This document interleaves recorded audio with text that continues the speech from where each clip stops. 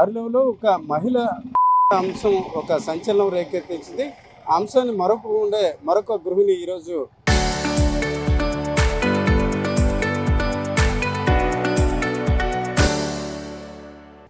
మరణించిన పరిస్థితి. అయితే తొలి దశలో అనుమానాస్పదంగా భావించినప్పటికీ తర్వాత భిన్న కారణాలు బయటపడ్డాయి. అసలు ఏ రకంగా ఈ సంఘటన జరిగింది అన్న విషయంతో మనతో మాట్లాడడానికి ఇన్స్పెక్టర్ మల్లేశ్వరరావు గారు ఉన్నారు.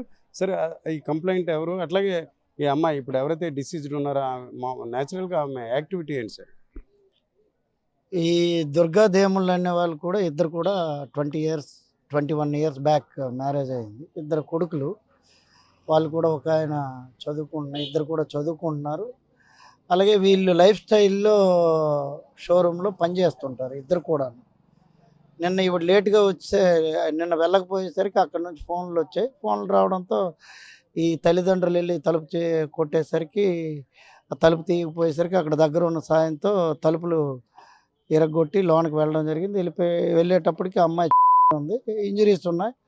దాన్ని బట్టి వాళ్ళు తల్లిదండ్రులు నరసింహ అని తండ్రి నిన్న రిపోర్ట్ ఇస్తే కేసు నమోదు చేసి ఆయన కూడా పట్టుకొని రిమాండ్ పంపిస్తాను.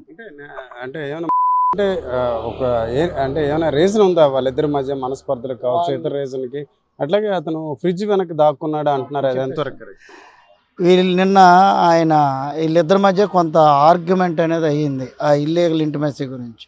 అంటే ఫోన్ మాట్లాడడం గురించి వాటి గురించి ఇద్దరి మధ్య ఆర్గ్యుమెంట్ అయిన తర్వాత కొట్టడం జరిగింది.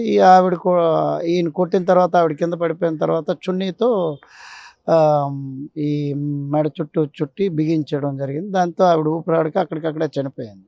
తర్వాత ఈయన ఫ్రిడ్జ్ వెనకాల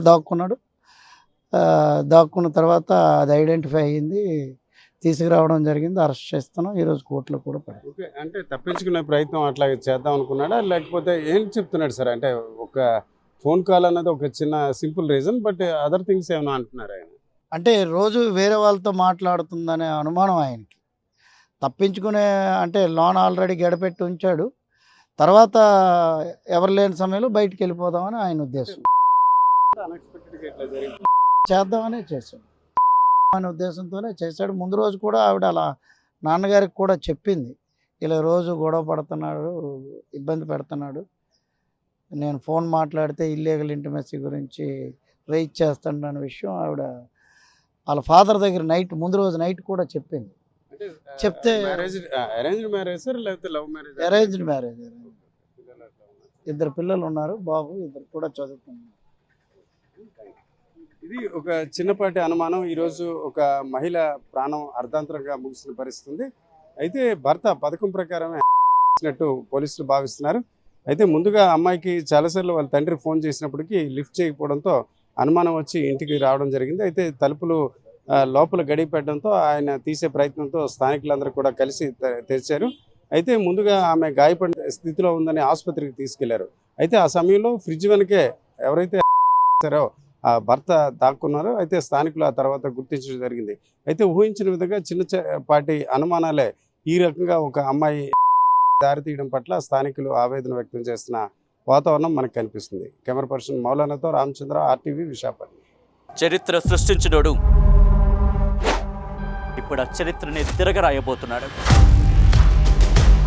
అబద్ధాల గోడల్ని బద్దలు కొట్టి నిజాలను రాగా మీ ముందుంచబోతున్నాడు. నిజమైన వార్తల కోసం వెంటనే డౌన్లోడ్ చేసుకోండి రా యాప్ని.